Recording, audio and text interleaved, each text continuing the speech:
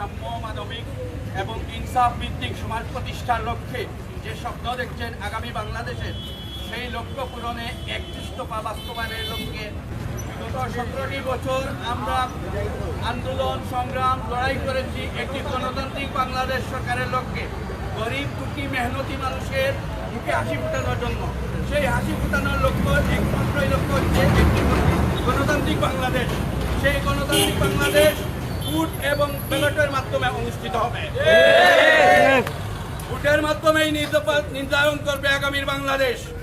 আর আমরাও কথা দিচ্ছি বিএনপির ভারপ্রাপ্ত চেয়ারম্যান তারেক রহমানকে বীরের বেশে বাংলার মসনদে প্রতিষ্ঠিত করবো ইনশাল্লাহ। আমার সিলেট গোলাপগঞ্জ বিয়ানীবাজারের মাটি মানুষের নেতা জনাব অ্যাডভোকেট এবনান আহমদ চৌধুরীর পক্ষ থেকে এই মুহূর্তে একটি গণসংযোগ এবং লিফলেট বিতরণ অনুষ্ঠিত হবে। সবার সতর্ক কামনা করছি।